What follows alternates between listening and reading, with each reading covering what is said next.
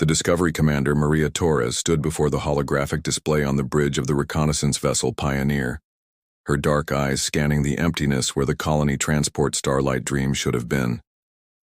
The ship had been carrying 800 colonists to the newly established settlement on Kepler 442b, including 300 children ranging from infants to teenagers. They had vanished without a trace 48 hours ago, just as they entered the neutral zone between human space and the territory controlled by the Galactic Assembly. The silence on the bridge was suffocating. Every crew member understood what those missing children meant.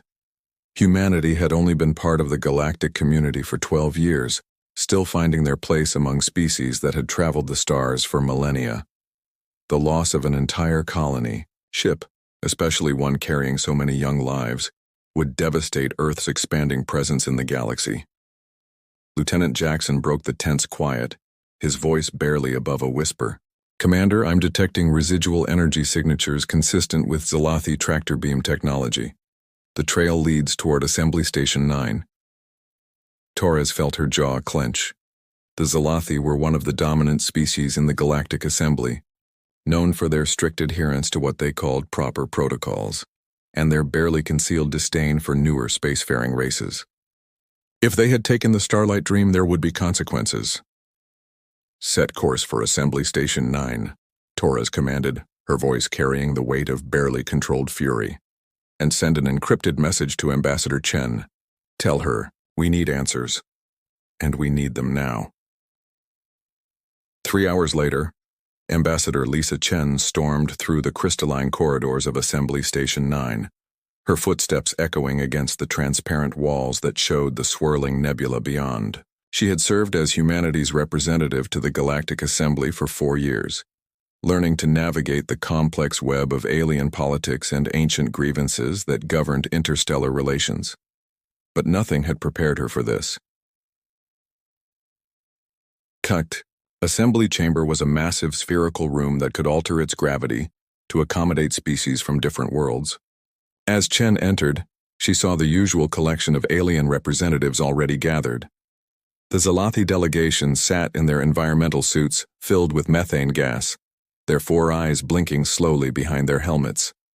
The serpentine Quellans coiled around their heated platforms, their scales shifting colors with their emotions. The ancient Vordak, beings of pure energy contained within mechanical shells, hummed with electromagnetic frequencies that Chen's translator struggled to interpret. At the center of it all stood High Arbitrator Zelix of the Zalathi, his tall, insectoid frame draped in the ceremonial robes of his office. His mandibles clicked in what Chen had learned was a sign of satisfaction. "Ambassador Chen," Zelix's translated voice resonated through the chamber. "How pleasant that you could join us for this scheduled discussion of trade route allocations." Chen's hands clenched into fists at her sides. "Cut the diplomatic theater, Zelix. Where's the Starlight Dream? Where are our people?" A ripple of surprise went through the assembled aliens. Such direct confrontation was considered extremely poor form in the assembly. But Chen was past caring about their delicate sensibilities. The Quellan representative, a being named Hestak, raised her serpentine head. The human vessel violated Statute 779 of the Transit Accords. They deviated from approved shipping lanes by 0.3 degrees. Chen felt her blood run cold. She knew that statute. It was a minor navigational regulation, typically punished with a small fine. That's a minor infraction that warrants a warning, not whatever you've done with them. "The Assembly takes all violations seriously," Zelix replied, his tone maddeningly calm. "The vessel and its inhabitants have been transferred to Detention Facility 12 for processing and re-education.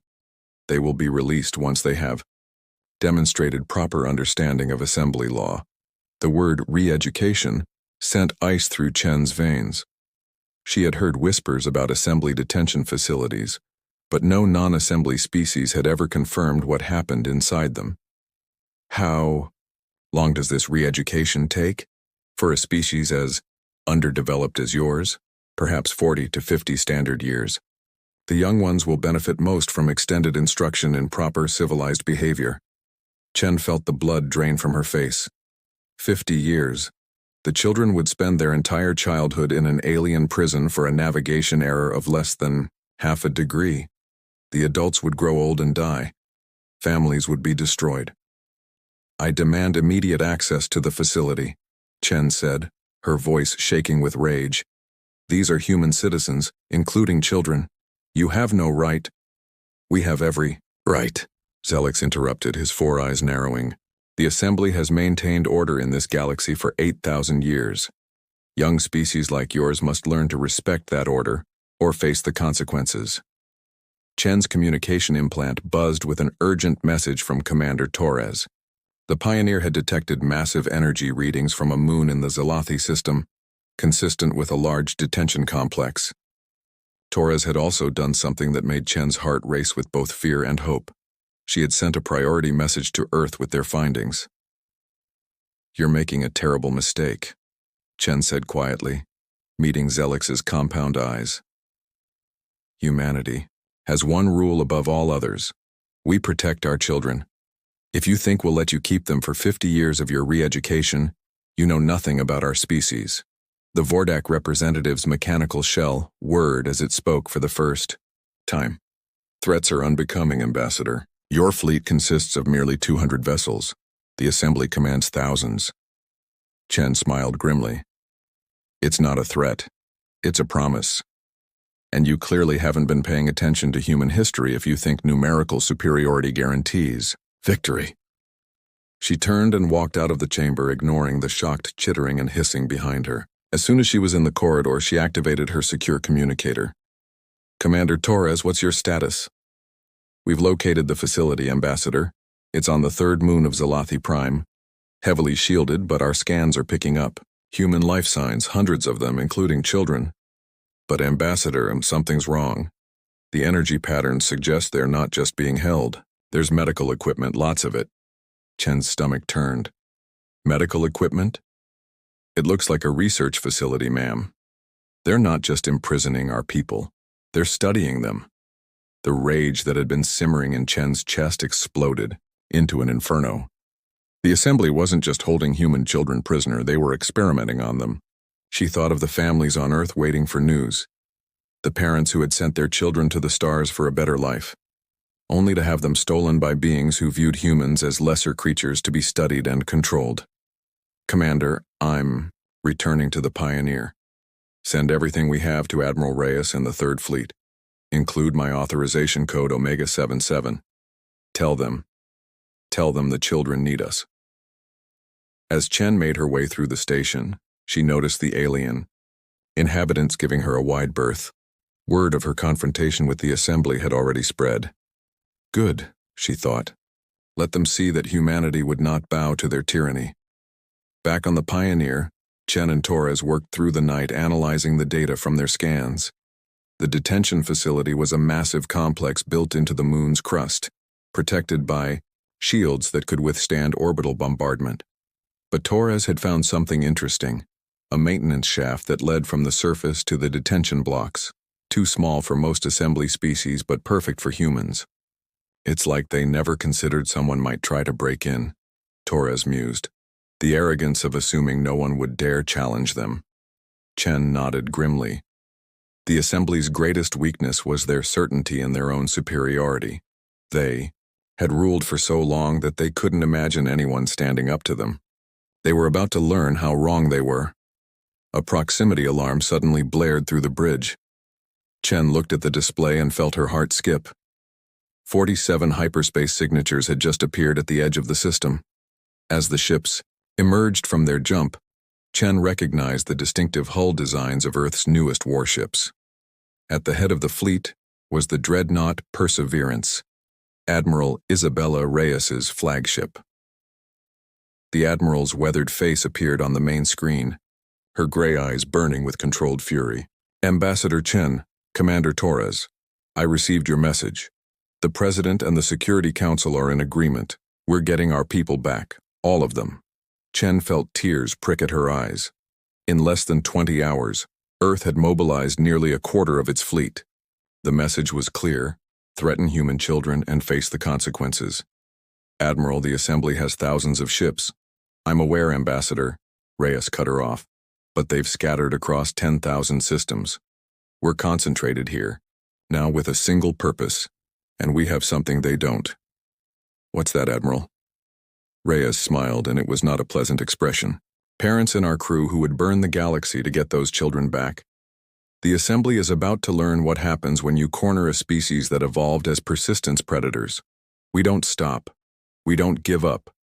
And we absolutely do not abandon our young. The reckoning Admiral Isabella Reyes stood on the bridge of the Perseverance, studying the tactical display that showed Detention Facility 12 embedded deep within the moon's crust. Around her dreadnought, 46 other vessels of the 3rd Fleet held position, their weapons powered down but ready. She had given strict orders, no aggressive moves until they had exhausted diplomatic options. But every captain in her fleet knew that diplomacy would likely fail, and they were prepared for what came next. Admiral, Lieutenant Commander Williams, reported from the communications station, High Arbitrator Zelix is responding to our hail. The insectoid alien's image materialized on the main view screen, his 4 eyes blinking in what Reyes recognized as indignation. Behind him, several other Assembly representatives clustered, their various forms creating an almost surreal backdrop. Admiral Reyes, Zelix's translated voice carried across the bridge. Your fleet's presence here is a violation of Assembly sovereignty. You will withdraw immediately or face the full might of our defense forces. Reyes remained perfectly still, her voice calm and measured when she replied. High Arbitrator, you are holding 800 human citizens, including 300 children, in your detention facility. Release them immediately, and we will withdraw peacefully. Zelix's mandibles clicked rapidly. These humans violated our laws. They must face the prescribed penalties. Your emotional attachment to your offspring clouds your judgment. In time, you will understand that the Assembly's ways are superior. Our emotional attachment? Reyes stepped forward, her hands clasped behind her back. You mean our instinct to protect our children? The very instinct that drove us from cave-dwelling primitives to a space-faring civilization in less than 200,000 years? That attachment? The Quellan representative interjected, her scales flashing orange with agitation.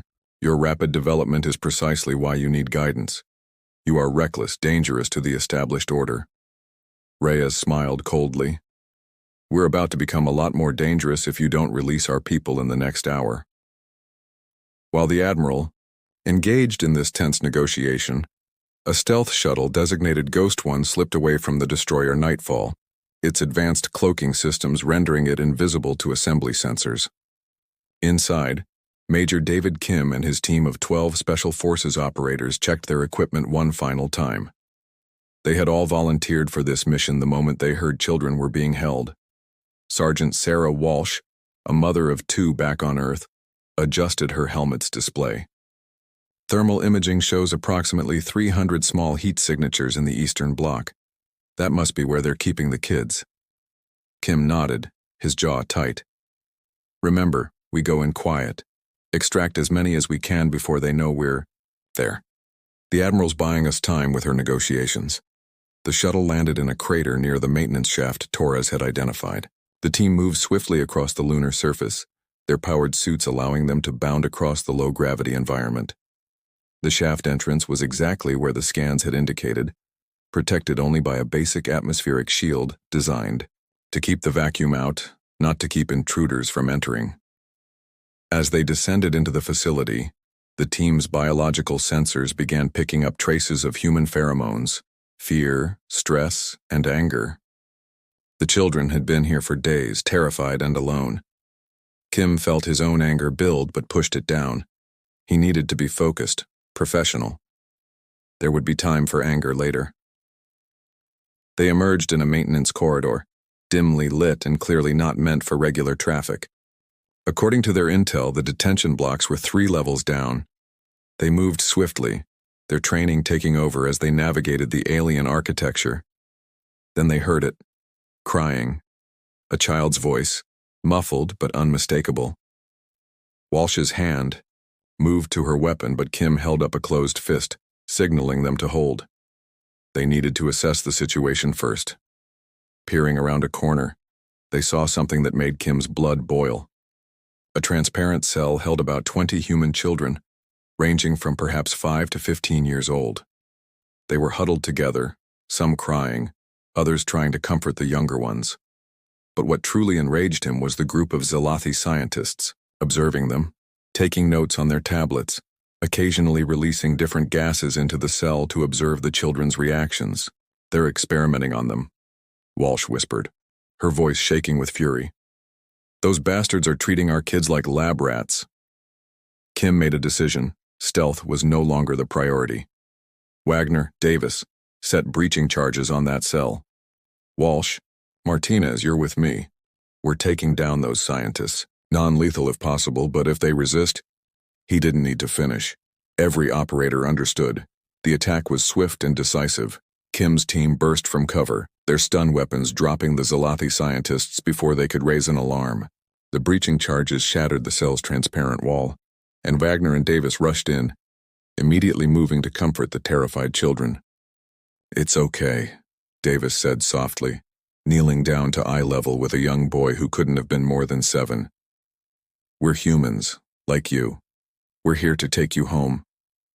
The boy's eyes widened with hope. "Really? You're taking us back to our parents?" "Every single one of you," Davis promised, even as his tactical display showed dozens more cells throughout the facility.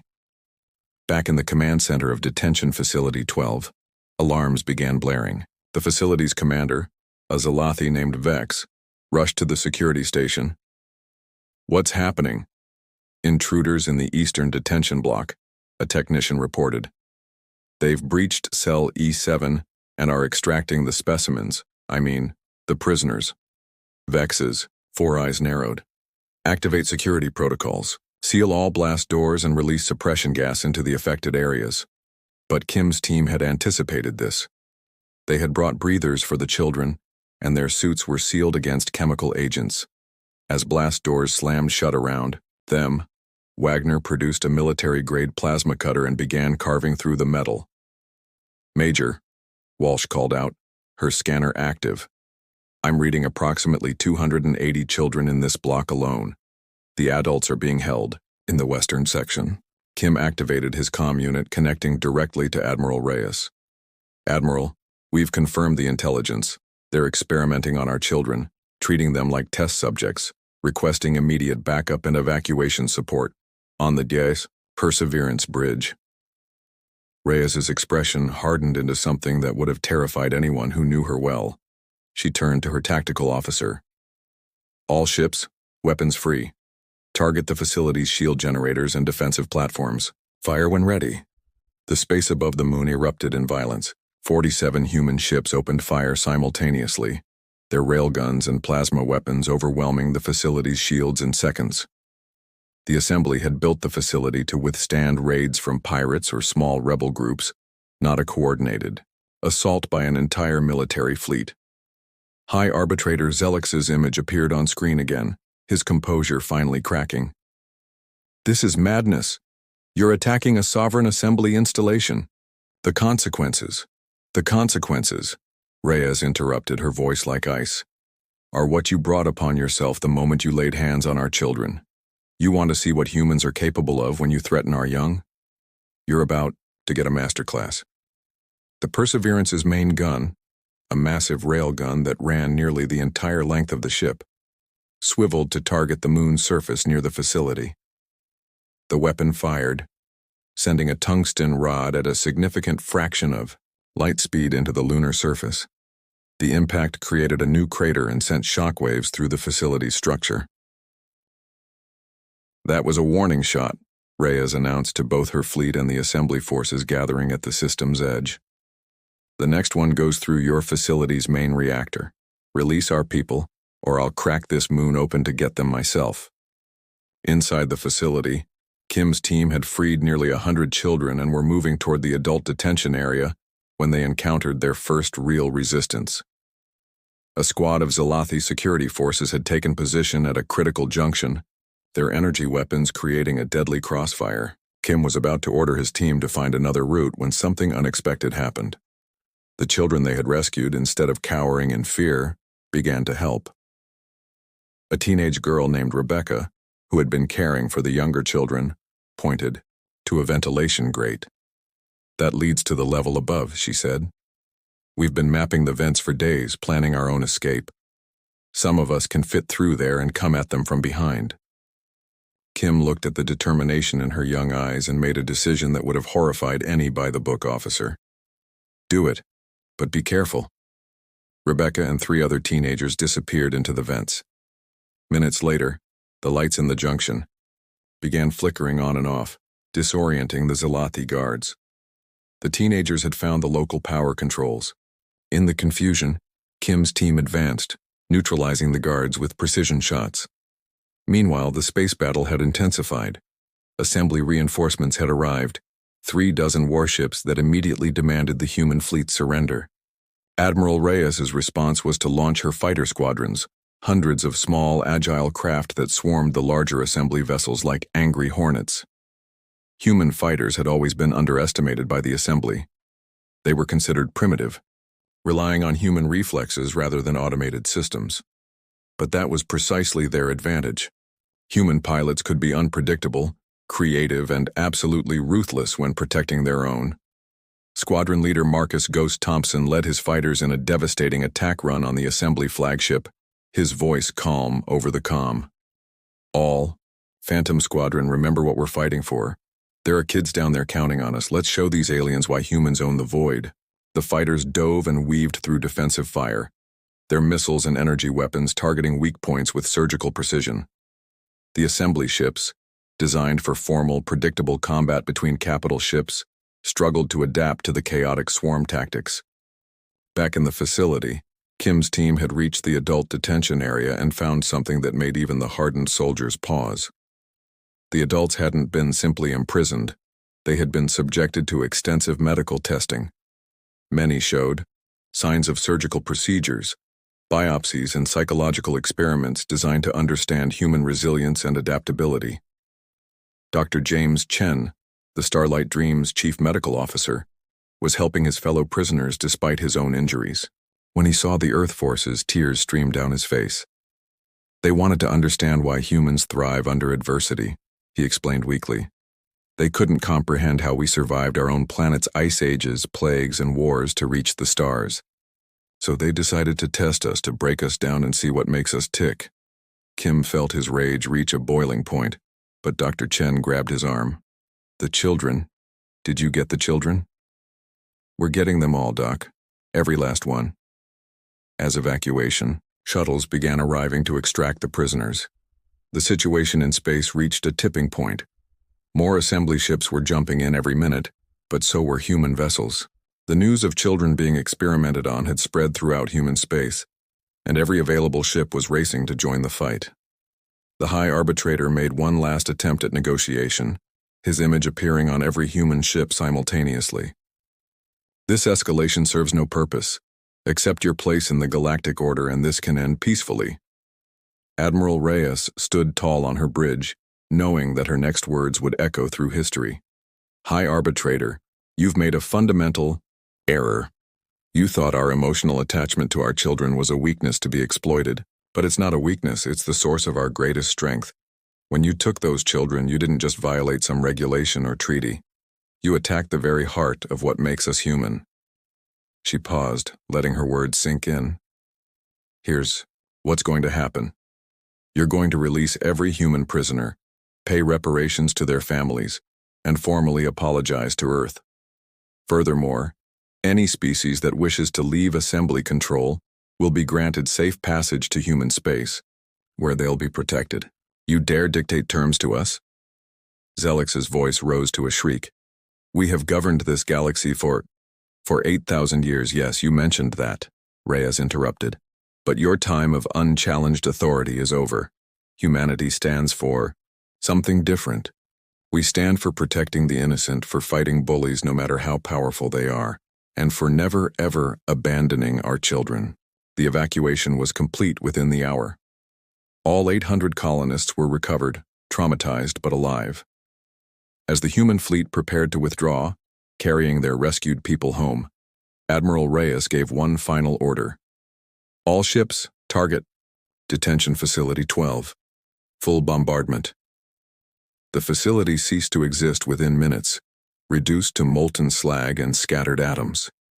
The message was clear: never again would such a place hold human prisoners. In the weeks that followed, something unexpected happened. Species throughout the galaxy who had suffered under assembly rule began reaching out to Earth. The young, aggressive humans had done what no one thought possible. They had stood up to the assembly and won, not through superior numbers or technology, but through sheer determination and an unbreakable will to protect their own. The Galactic Assembly still existed, but its power was broken.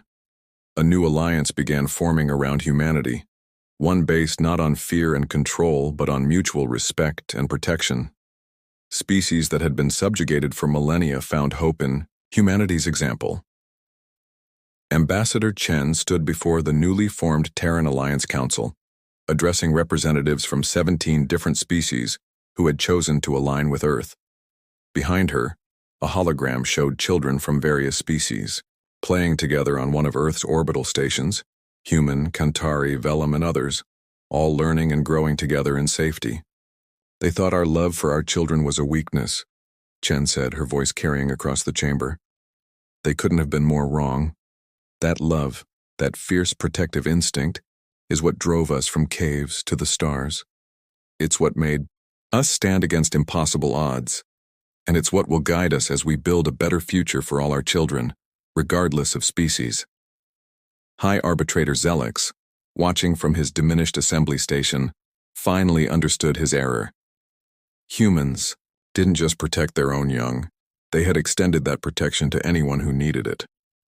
They had turned what the assembly saw as an emotional weakness into the foundation of a new galactic order. The human fleet remained on high alert, patrol ships constantly monitoring for any threat to the growing alliance. The message was clear. Across the galaxy, humanity had drawn a line in the stars. Cross it, threaten their children or those under their protection, and face the fury of a species that had evolved to never give up, never surrender, and never abandon those who needed them. As the rescued children played in Earth's orbital gardens, their laughter echoing through the station, one truth became clear to all who observed. Humanity's greatest strength had never been their technology or their numbers. It was their unbreakable bond with their children and their willingness to face any danger, confront any enemy, and sacrifice everything to keep them safe. The galaxy had learned a valuable lesson: never, ever lock human children away. Because their parents would move heaven and earth, or in this case, stars and entire fleets, to bring them home.